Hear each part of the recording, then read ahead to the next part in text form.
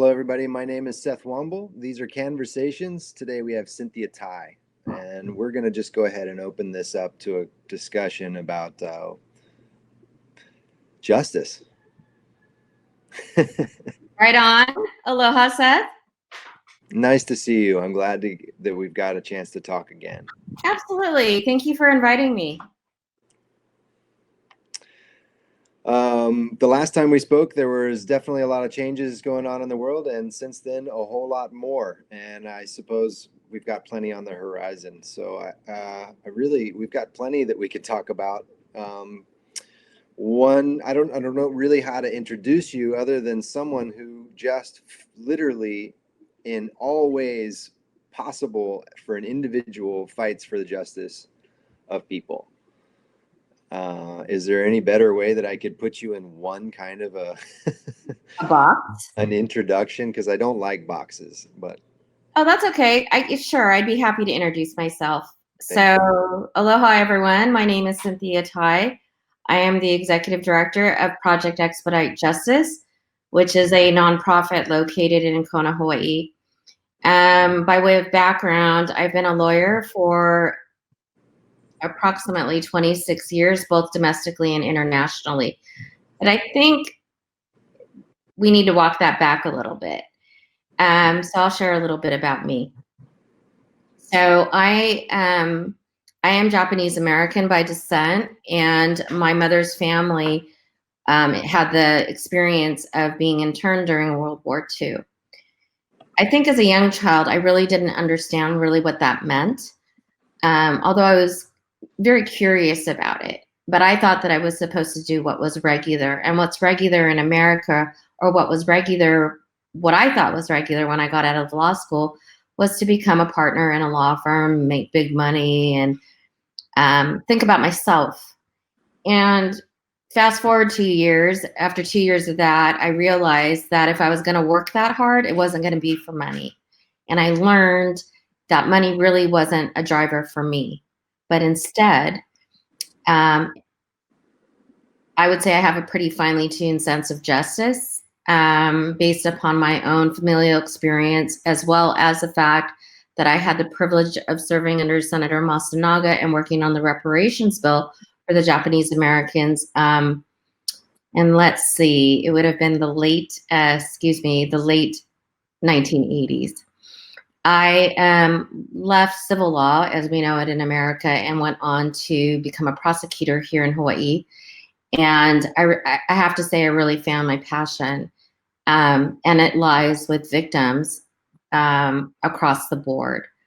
After being a prosecutor for about 12 years locally, I decided that I needed to really expand my horizon and move on to more meaningful crimes. And really what that meant to me was, how do I maximize my CAN, right? And I would maximize my CAN by focusing on genocide, crimes against humanity, and war crimes.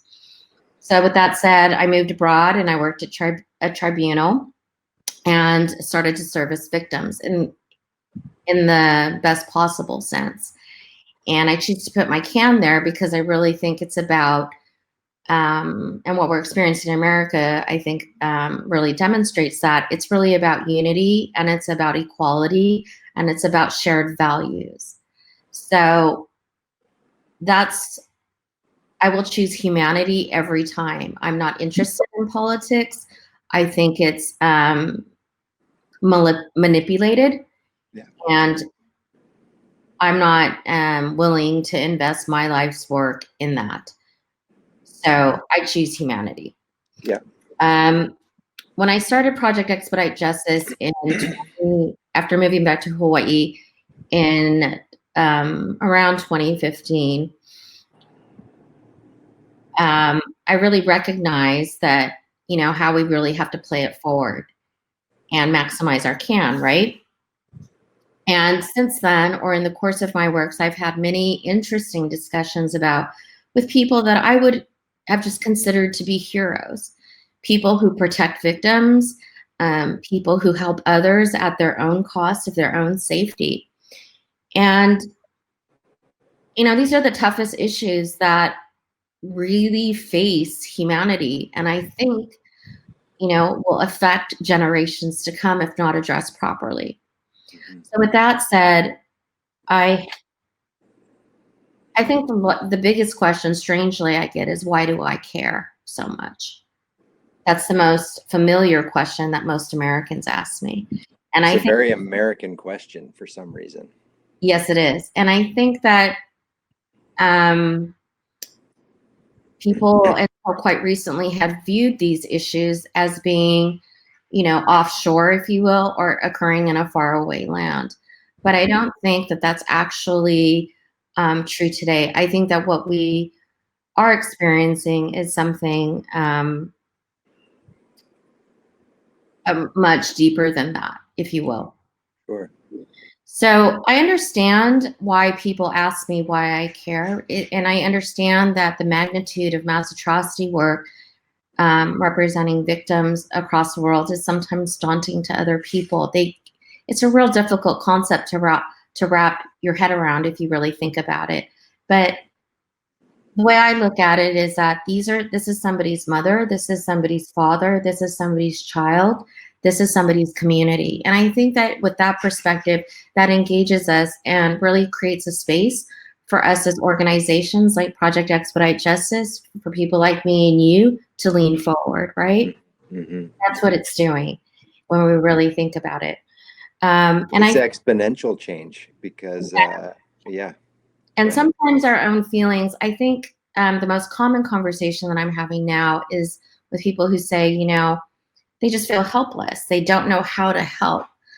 They might not like what they see, or maybe they do. I don't know. But on both sides, it seems like there is, everyone sort of, talks a lot about politics, if you will, but it's this feeling of helplessness and how do they engage really with helping.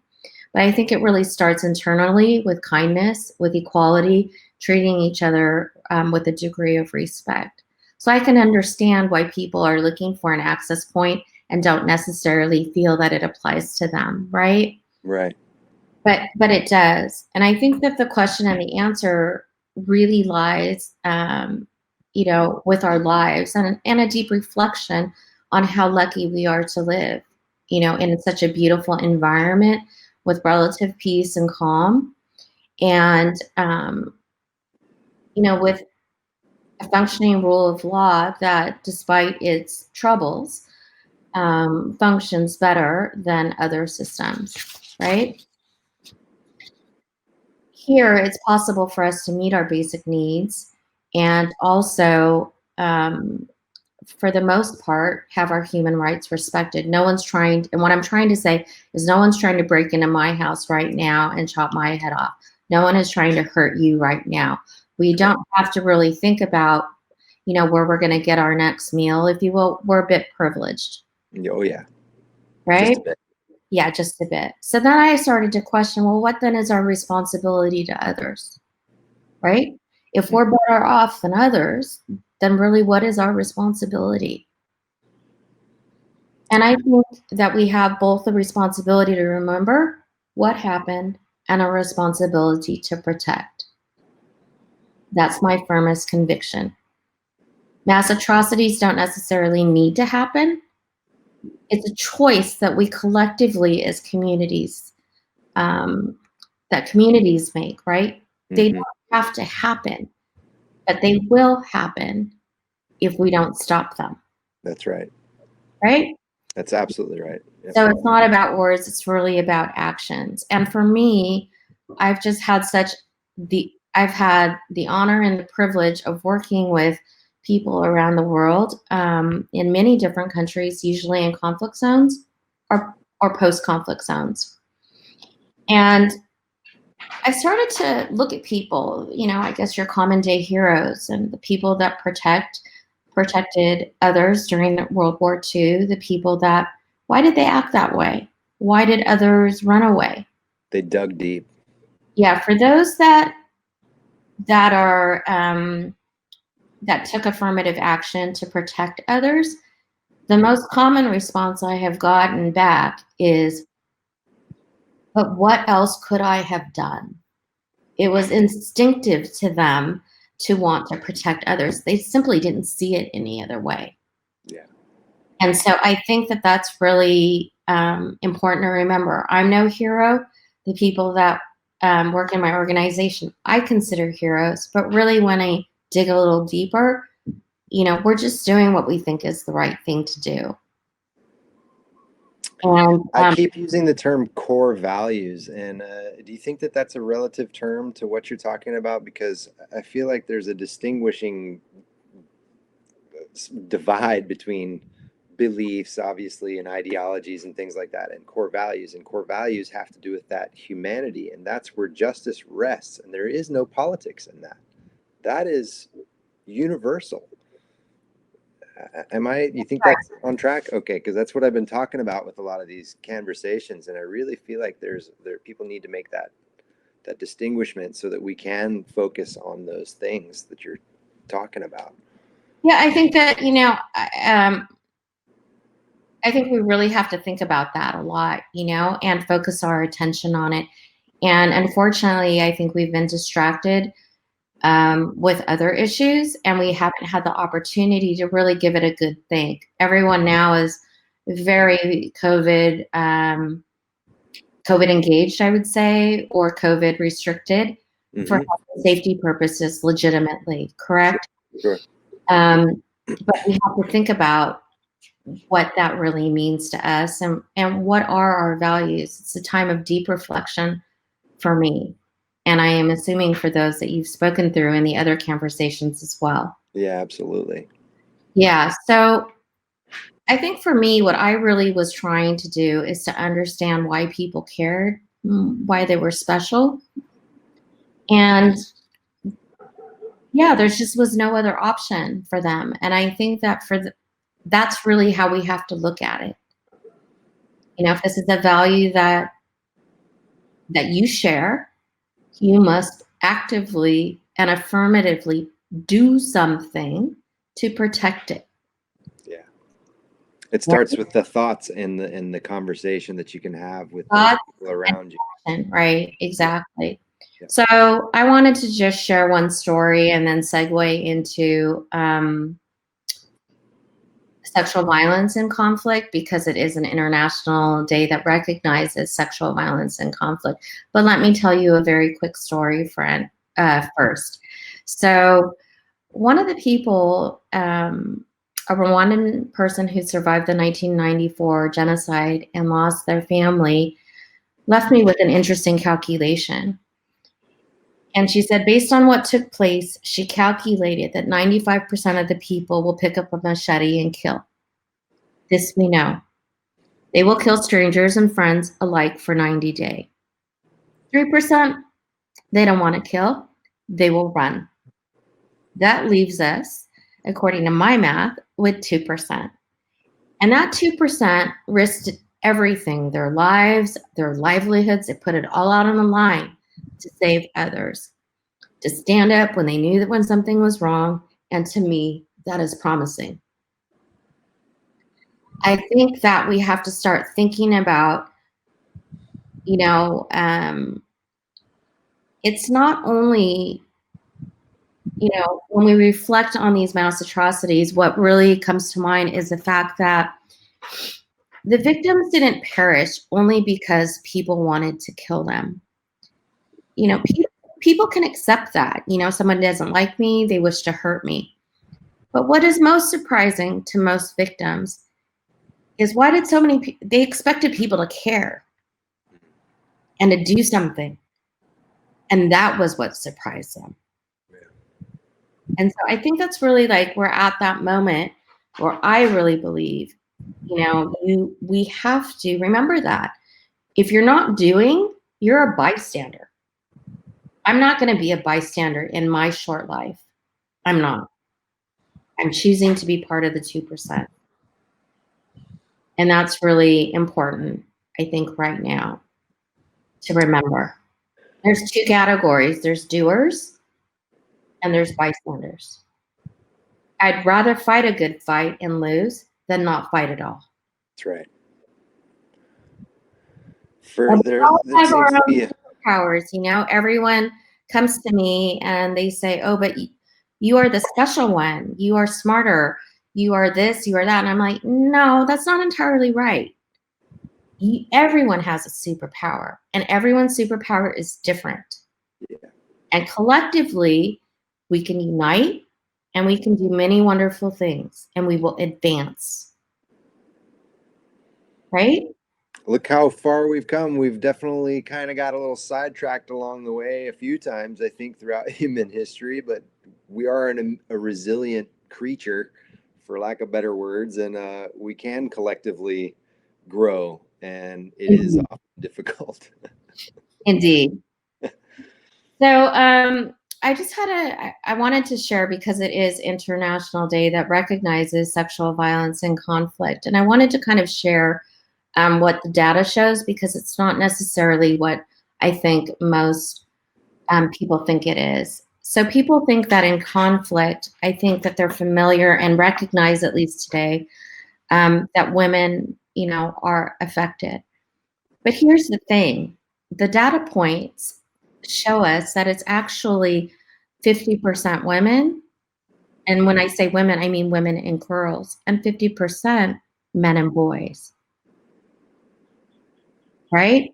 And so why is it difficult? Why don't we see it that way? Well, because most people that live in a patriarchal society aren't going to come out. They're not going to share their story. They are ashamed. That's right. Only under the worst circumstances will they share. And oftentimes, when they feel like they have nothing to lose. And I'll give you an example of that. I had a witness in one of my cases who was a man. He was the mayor of his town, excuse me. And he was forcibly taken from his home during a conflict in front of his family, forced to watch soldiers rape his family, his wife, his daughters. But more importantly, they raped him in public. So you can imagine what that would do to your community if you see someone of high stature or your community leader being raped. One can only imagine, how that rips the fabric of any community.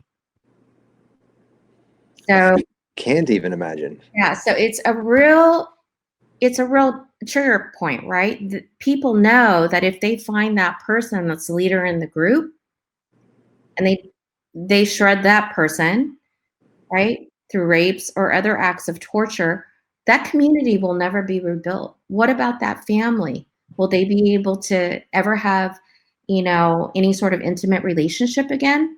Probably not. No. This we know.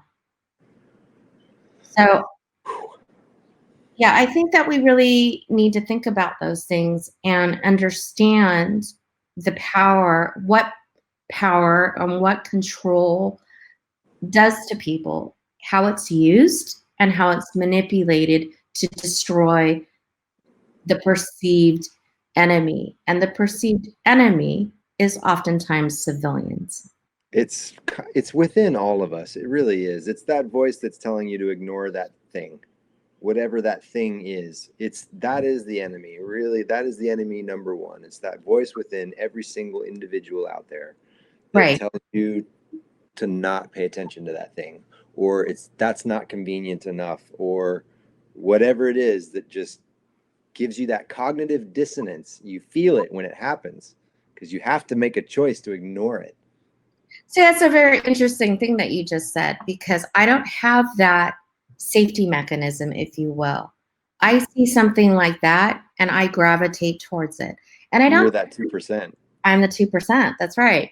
But I also think, and I share that with my teammates, a natural sense of curiosity, right?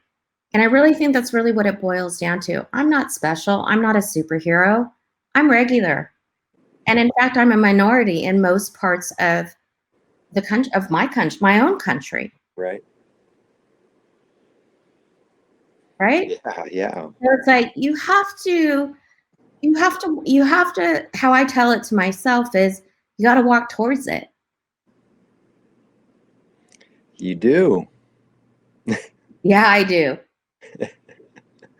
You do. And so it's not about me. It's about communities, and it's about all of us collectively how we choose to engage, right? That's right.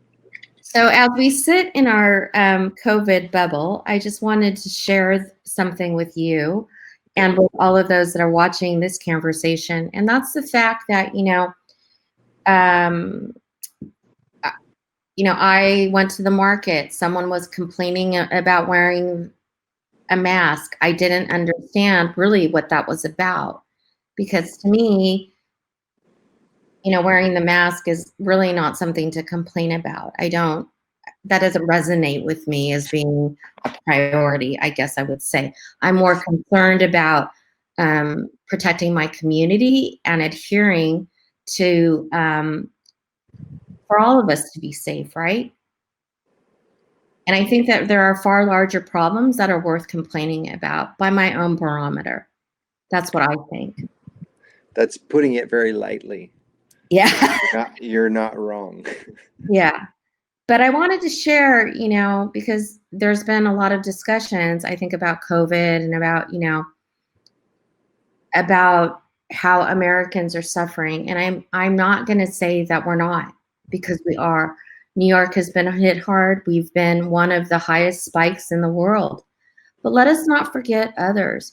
Those people that fall within the categories. I don't like to put people in boxes, Seth, just like you. But let us think about refugees, people that really don't have any resources. They are forced to live, in very small, confined spaces, sometimes with 10 to 15 family members with one shared toilet. They don't even have money to buy soap. And so really, we have to think about those things, right? Absolutely. This kind of brings me to a concept that I keep bringing up as well, because throughout these conversations and throughout our island community here and other places as well, for suicide prevention or for helplines for various things, and all these wonderful organizations that are set up with their numbers saying, come to us because you need help. This is wonderful. But there is a huge part of the population that does not reach out. And I feel like this ties really closely into what you're saying with when there's a society or a culture or a country that's possibly more privileged than others, to reach a hand down, to recognize those people, those communities that haven't had the same chances, that if it's more than just saying, hey, we're here to help, it's actively seeking those that aren't as privileged and doing what you can to help. Everybody has that ability. That's right. I mean, I think that it, like I started off by saying earlier, it appears to be so unachievable because these crimes, such as genocide, feel so big. But I think when you look deeper and you look into the eyes, you look in somebody's eyes, you look face to face with someone, they're just a human being that has experienced something horrible. They've seen their mother killed, their child killed, their whole family killed. I don't know how many Americans can say the same thing, that they have systemically, in a genocidal context where they're trying to wipe out everyone. It just really boils down to, like, let us be conscious, let us be kind. And one would think also that people with, shall we say, less resources, in these refugee camps, these IDP camps, etc. People always tell me, well, Cynthia, they just must be, so miserable. And I'm like, well, actually, when I have the opportunity to be in those environments, I don't hear complaints. I don't hear whining. I hear, thank you for sharing your knowledge. And I just am giving everything I know, and I'm certainly not the smartest person in the room, but I can share what I know, and that's free. Kindness is free. Recognizing other people, and I really think that we've departed from those notions or those values, if you will. Absolutely. Back to the story about the lady in the shopping market with the masks, whether it's masks or color of skin or religious difference or I don't know, your outfit or whatever it is, we've all got a little bit of a different way of approaching life and different lenses that we're wearing. What's wrong with now taking a little bit more time to, when you approach that person you know nothing about, or maybe you do but you don't know what they've been through that morning, and saying, are you comfortable with this, rather than going, you're not doing it the way that I'm comfortable with, and I'm not doing it the way that you're comfortable with, and what is that? Like, there's Yeah, nothing wrong with saying, are you okay with a hug? Like, even on the good days when there is no coronavirus, right. it's good to recognize those differences in people so that we can be appreciative, give them the space to be on their journey and figure things out for themselves. You don't have to tell everybody they're wrong for whatever that they're doing that's different than you. Yeah, and I see that as being a real difference, you know, and I think that we all have the ability to contribute. This is something that's accessible for all of us to, you know, this isn't a time for us to be leaning back. This is the time where we lean forward, because those people that are marginalized communities, already marginalized economically, marginalized, you know, by societal differences, whatever it may be in their country, right? Yeah. They're more marginalized now than ever. We have internet, Seth. In most of these refugee camps, they don't have any internet. And why is that? Because it's not profitable.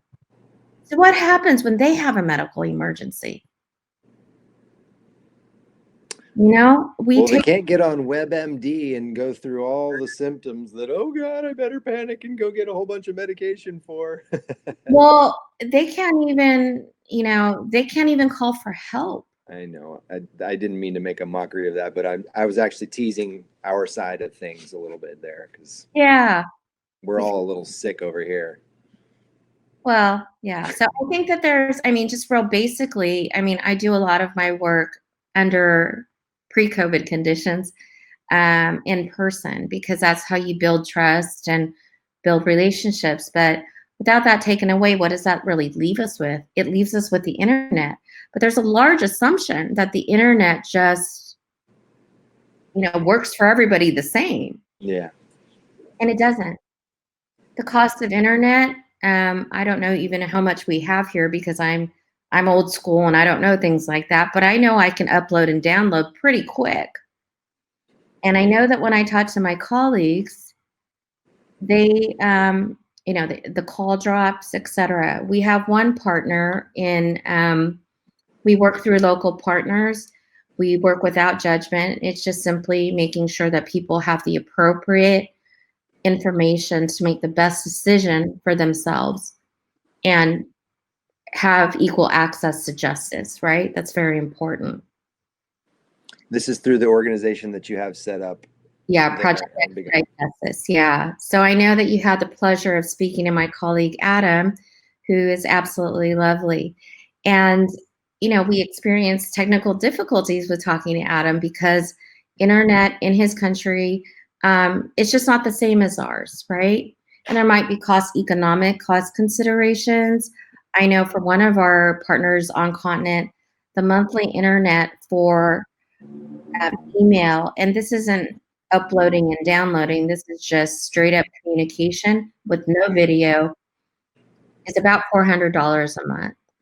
To get them acceptable internet, enough so that we can do a low bandwidth video such as this, would cost $1,000 in total a month.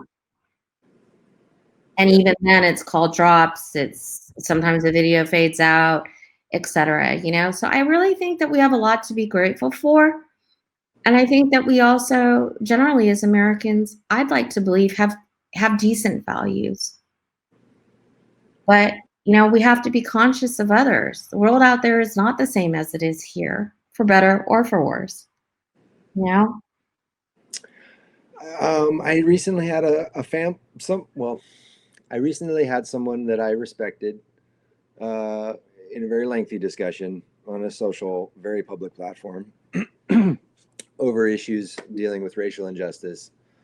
And today being June 19th too, we'll talk about all of that stuff a little bit here in a minute, but it was along the lines of why do you care? And I used the example of a gum wrapper. Like, just take it down to something really simple that any basic human should be able to understand. And I was like, okay, so I'm the kind of person that I see the gum wrapper, it's next to the garbage can in a public park. I'm going to pick it up and I'm going to throw it away. And his argument was, you didn't solve the problem. And I was like, well, in order to solve the problem, it's like a global, social thing. That's a huge thing. But what I did do was I cleaned that problem up, that immediate problem up. Plus, I set a good example. Perhaps somebody saw me do it, and then maybe more people are doing it now, possibly. So it's win-win, really, as far as I'm concerned. Absolutely. I'm in the water often, thankfully. We can do that here. And every time I go to the beach, I'm right there with you. I'm picking up the plastic in the ocean. I come out of the water, several items of things, everything I see along the way gets put away. So then the argument was, why do you care? And you're not stopping pollution by doing it. But my argument would be, what's the alternative? To leave it? Right. Let's just leave it. Let it pile up. and let somebody have it be somebody else's problem. Really? Does it cost you so much to be kind? Really? Does it cost you so much to pick up that wrapper? Well, so Mr. Contrary came back with, you just basically made it easier for that polluter to see you pick it up so he knows that he can continue to do it. I don't think so. I don't think that we can police gum wrappers. I just don't think that that would be an effective solution. So this is metaphorical. Let's take this to a bigger scale, with all of these things that we're talking about. And now we're talking about justice. Yeah. On a major ethical scale.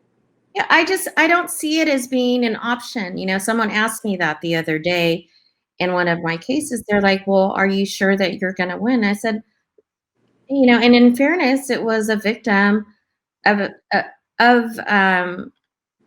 in a terrible situation in a war. And he's like, are you sure? And I said, sir, what do you see as your options? Because there's several options we can try. I can't guarantee we're going to win, but we can try. And what's Mr. Contrary, right? In your situation. And I'm like, there is no other is it acceptable for you not to try? I don't think so. Well, he'd just rather be right and not do anything, I think. It's not about being right. Right. I don't even believe that right or wrong is like a proper way to frame things, really. Yeah, I think we all have to look at our moral compass, is what I would say. Mm-hmm. And we all know what's right. Some of us do. A majority of us do, I would like to think. Yeah. I'd like to think. Yeah, exactly. So, but I mean, I just don't think that there's an alternative not to try. Well, so let's tie this back into what you're doing with the organization that you have there now. You're just that one person in the 2%, and you might have found another person or two in that 2% that are in some places that could really use some help. You've set up this organization. It's a team effort. To not just feed them one thing, you're teaching them how to fish. That's right. Yeah, so I love that you'd said that when we talked before, and essentially that was what I came back to as well in this conversation. It wasn't a CANversation with Mr. Contrary. It wasn't even hardly a discussion. It was dialogue, but basically it was what's the point of all these protests? And I was like, what's the point of you sitting on your couch and putting up all these conspiracy theories and all this other stuff? And so it went from me picking up the gum wrapper and throwing it away and maybe setting a good example. Plus, I cleaned up the park. I might not be able to clean up the entire park today, but at least I did that on the way back to my car or whatever. That's right. Then, if I really wanted to take an extra step forward, I would talk to people about that. I don't have to do it in a Bible thumping or a I'm right kind of a way. I'd be like, hey, like maybe we'll get together next week and have a barbecue and we can all clean up a couple bags of garbage. All of a sudden, you have something that's happening. Maybe that evolves into a a community drive for something. Maybe it turns into a protest so that you can change some legislation and create Change. something better. Right. Change. Right. So, okay, You I have just picked to up a advance. gunshot. That's all I I. know, I know that people are very afraid of change. I mean, I think that that's fairly uncontested, if you will, right? People don't like change. We as human beings don't like change, but we must advance, right? And we must advance collectively together. So let us not be bothered with people's color of their skin. Let us not think about, material things all the time, but instead think about more community-based values. That's how I see it. And my community is the world. And it's your community too, Seth. And this is a perfect time to say, vote. Yeah. It's if you like what you see, fine. If you don't, you know, Well, so let's take that back too, because I feel like right now, when you start talking to people about voting, they're thinking about the top of the ladder. And that's not where you're going to make the greatest changes. Please do vote at the top of the ladder, but really focus your thoughts and your energy on your local community, because that's where you want to see that change, and that's where that change can grow out from. There is a true ripple effect that happens like that. right. And so you got to really. I would also say that people find their, we all find our jam, as I like to say, right? So it's like, everybody has a unique superpower. Use your superpower for good. Use the internet for good. Use your Google skills for good. Research. Don't expect somebody to tell you the answer. Figure it out. Put your thinking cap on. You know, we all, there's nothing that is unattainable, but we have to think more critically, think with rigor, and think with kindness. Yeah. Yeah. It's interesting. I don't want to segue any too much, but I feel like these thoughts come to me when you're saying these things, as far as there's a general conception that humans will just do what they're told, or they were sheep or whatever else. Especially in times of crisis, we're looking for somebody to tell us what's the best thing to do. Mm-hmm. And you mentioned there's that 2% of people that will just do the whatever it takes to take care of the core essence of life, or whatever it is, to survive. And then there's the other people that will run, and then there's the other people that will jump off the cliff like a bunch of lemmings, whatever.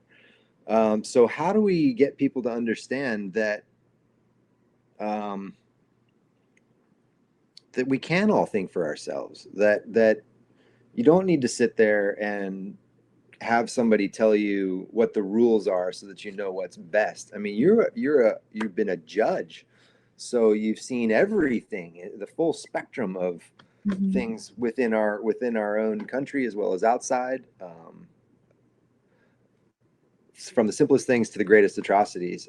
How do you explain to people that change starts within us, and you do have that voice, you have those superpowers? How do you?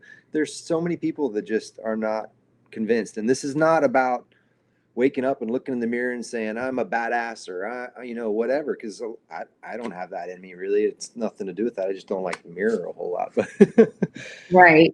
I'm confident enough, but I don't know how to bridge that gap so that people know, like, the spirit of CAN, it's about that self, checking in with that self first, so that you can then learn to ask for help or reach out and give help. And then you're able to start stacking goals and things like Right. that and achieve Right. things. Maslow's hierarchy, right? Yes. Exactly. That's what CAN is about. I think it CAN kind of encapsulates that, I don't know how to get people to think on their own if they're not independent thinkers. And part of me also thinks that it's generational. Because I certainly it just, I'm very old school. And so yeah, it's been a very interesting exercise, I think, that I've seen as I've aged. And to think about, well, why why am I a self-starter, for example? And why do other people think, um, don't expect instructions? And you know what I was reflecting on the other day, Seth, and I think that perhaps you would agree, is because when I went to school, we didn't have any internet. Information was very difficult to get. You had to look for the little card, even for Dewey Decimal Encyclopedias. was the Dewey Decimal System, and then that took you to aisle 1B. You would find book on shelf 4. You would grab the book, and maybe that case was in there, or maybe somebody that was competing against you decided to rip it out. So they had a tactical advantage, right? Happened. Yep. But I had to work for information, right? And so I think that we've lost that, and as I'm very use the internet for good. Most people, not me, but most people are talking about, Instagram, Pinterest, and that's great. Use internet for good. Not only to chat with your friends about like when you're going to meet or whatnot, but use it to educate yourself. Use it to transfer knowledge. Use it to help somebody else. I really think that that's, it's not very profound, but I boil it down to that when I really thought about it. It's like, that's really why I think there's a shift in the value of information, right? Because I had to work so hard for it. I sometimes think maybe I value it. I value it more because I had to work so hard to get that book. So maybe there's something there to that. I don't know. But yeah, I think the internet is an amazing tool and it can be used for good, but you got to engage with it. Mm-hmm. Yeah. Yeah. It's at bare minimum, just don't hit the share button without reading the whole article. I've seen a lot of that happening lately. Yeah. And I think that people are very overwhelmed with the amount of information, especially today, especially as we hit election year, But I wanted to go back to something Okay. very quickly, and I wanted to share this. So in most, in other areas, they're doing blanket emergency laws that are, talking about justice, blanket emergency laws that are, they're not tailored with specificity. They can be manipulated to affect certain populations or to marginalize certain, perhaps an opposition in a political situation. And in some circumstances, they have kicked the election down the road in other areas, in other countries, I'm stating. So, I mean, I think we really have to think about that. Where there's a functioning judiciary, somebody can seek justice and seek, refinement of that emergency law so that it is less manipulated, or it's stated with particularity, as we say in my legal world, right? Mm-hmm. Gotcha. Yeah. So, but in areas where the judiciary is not strong or not dependent or under the thumb of, let's say, an autocrat or a dictator, they don't have that margin, the bandwidth, they don't have an extra lane to maneuver. They're tightly restrained. And under those circumstances, it really is the COVID blanket can be used to increase opportunity for deaths that can be classified as COVID deaths when perhaps they were something else. Yeah. Yeah. Yeah. So we have to think about those things. And those are the things that I think about is like, what are the margins, right? And what's really the narrative? Because I'm about the truth. Yeah, and that's a really difficult thing because it seems like a lot of people really lean on all these numbers as truth, where statistics are statistically known for being manipulated for all sorts of truths. So, it's hard to it's what I it's hard. Well, we're fortunate being here where we are in the Hawaiian Islands, particularly, I guess, for us on Kauai. We have a small enough community where we go out and we know most people that we see, so we can really focus on our local community and start there with our discussions, and find guidance within each other. Whereas I feel like in bigger metropolises throughout the United States, well, I'm terrified on a good day just driving down a normal highway. But what am I trying to say is that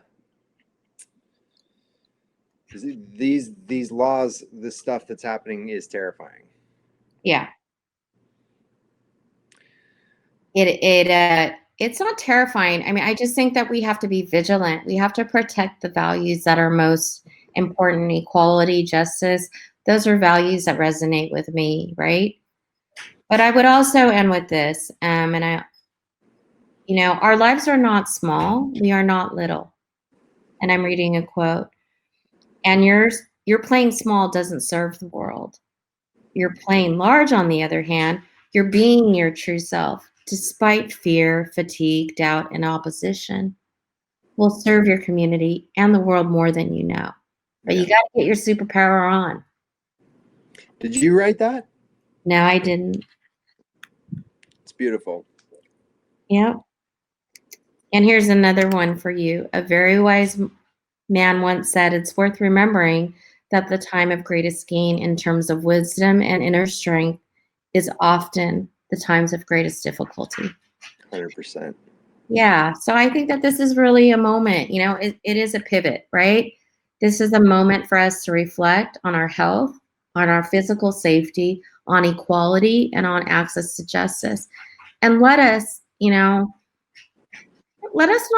be so judgmental and be so judgmental and complain. You're hearing it from a judge, everybody. No, I'm just a regular person, Seth. Yes, you are. Everybody else. Yes, you are. Yeah. You're a wonderful person. Thank you. Well, you are a wonderful person, and I'm happy to be part of the conversation. So, I mean, all of these things that we've talked about, like, let's think beyond our borders, right? Let's think about humanity. Let us not get caught up in a cycle of news. Let us see the beauty, the joy, and protect the values that are most important. And at the top of my priority list is not going to Starbucks. I'm sorry. No, it's not. Yeah, and kindness is free. So let us think about that, lean forward, and move. Do something. Exactly. Get your can on. Yeah, hey, actually, everybody that's listening, these conversations aren't exclusive. It doesn't have to happen with just me. It can happen with Cynthia when you see her at the store and you're worrying about your mask and all of that stuff. It can happen with your neighbors, with your mom, with your dog. I don't know, whatever you got. Have that conversation. It's not about being positive. It's about being realistic and checking in with your core values. And that's that distinguishment. I want to try to connect people, let them know that you have control over your thoughts. Mm-hmm. Your thoughts control your mouth, and you can take action, whatever that is, Right. Not that we can, but that I think we have to all look at our moral compass and what is our responsibility. To me, I don't see that it's, and I know my team would agree to me, and a big shout out to the PEJ team for being so terrific. But I mean, you got to get your can on, and you have to move. Yeah. With so your everybody heart. Check out Project Expedite Justice.org. Is that right? That's right. Okay. Please have a look. See what those guys are doing. See if I can put you guys on some of the pages that I've got as well. That'd be great to have some links for you. Yeah. Check us out and get your can groove on is what I would say. Yeah. And let's just keep spreading that message. Everybody's got a superpower. I love that you say that. I feel like we should make a shirt or something that says that. I believe it because I know where my strengths are, and I certainly have a lot of weaknesses, and I can guarantee you that my team knows exactly what they are. But we all do, right? Just live with humility, courage, and compassion. I think Yeah. that goes a long way. Most of us know what the right thing to do is. We just got to do it. Something else I was suggesting to people too, when they get into these strange moments or these strange conversations that have to do with boundaries and things like that, when you're dealing with masks or going in a store or just somebody's had a bad day, you get something put in your face that you don't agree with, you don't have to come back at them defensively in any kind of way. You can say very kindly, that's an interesting perspective. I'll have to consider that. And there's really nothing that that's a completely disarming statement. There's nothing that anybody can, I mean, they could probably just continue to try to get angry, but if you hold true to that, then it's okay. Just, it's not about digging your toes in and ramming heads sometimes. It's just about just being there and just letting them do whatever the crap they got to do and, well, diffuse the situation. Yeah. I see, everyone, and I'll leave you with this. A lot of people tell me, "Oh, Cynthia, your work, it's so depressing. It must be so hard." And I push back a lot on that. I'm like, I've had a good life, and I had the privilege and the opportunity and the honor of listening, of someone trusting me with their story, trusting me enough to tell me about the most horrible thing that they've probably experienced. It's not it doesn't cost me anything to listen. Didn't you have another story? I know we've talked already for a little while about a man that you met through a law conference of some sorts. I don't remember exactly what the context was, that had been through, I think it was a prison camp or something like that.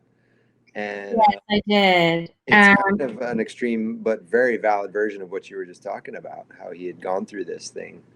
Yeah, I had the pleasure of meeting a gentleman who was a lawyer just like me and interested in human rights. Unfortunately, the environment that he lived in was not amenable to hearing and having the dialogue and hearing the other side of the coin. So this gentleman was incarcerated for 8 years. And I was at a teaching at a workshop and talking about torture. And this man, very eagerly, he was older than I, around the same age, he was raising his hand very rigorously and wanted to talk. And he said, "I know what torture looks like. It means that when you stand, they make you stand all day until you can't stand, or they make you jump around like a rabbit until you can't anymore." And he later expressed, to the room that he had been, subjected to these conditions and essentially tortured for 8 years. And I was so touched by that. And I went up to him afterwards and he told me, I said, I'm just so sorry. I didn't realize that this was your story. And I need to tell you that. And he said, "Oh, that's okay, Cynthia. It shows, thank you for coming in and talking to me. It shows that you are human." And, I had tears in my eyes and I was very touched. And he said, "But there's nothing to be sad about. I am fine. I have my family. I have my daughters. And so don't be sad for me because I'm happy." And I was just really just choked up about it. I couldn't believe that somebody who had been treated in this fashion for such a long period of time was, just so kind of just, ran off like water like a duck's back, right? As we would say at home. And, of course, class resumes and he tells everybody, told on me. And he said, "Well, Cynthia came up to me and she cried and, and I felt, sort of ashamed. I was like, oh my goodness, he just outed me." But right, we had this private little moment and then he tells the whole room. And I have to admit, I was a bit embarrassed. But at the end of the day, it's about our humanity, isn't it? So I just think that, we have to put things in proper perspective wherever we go. And let us remember those that are less fortunate, have less resources, just simple acts of kindness and getting your superpower groove on, whatever that is. Yep. Lean into that uncomfortable thing. Yeah. Don't turn away. Don't be that bystander. Yeah. I've loved this time with you, Cynthia. Should we wrap things up here now? I could feel like I could just talk to you about a whole bunch of things. And I had asked earlier if we could potentially do a few more of these. I hope this one finally got recorded and we can share this message with the world. And I would love to do this some more with you. Absolutely. That'd be great. You are coming. We've been speaking live today on from Big Island, and I'm on Kauai. This is Cynthia Tai. My name's Seth Womble, coming to you from the spirit of CAN, with the spirit of CAN. If you guys want to take a look at some of the things that are going on that page, that's spiritofcan.com. And thank you so much for your time. This has been amazing. Thank you for yours, Seth, and a big shout out to Andy as well. Absolutely. Thank you, Andy, for having such a great message for us to spread. Absolutely. Yeah. All right, Seth. Appreciate Thank you very much. I appreciate you as well. Can't wait to talk to you again. Aloha.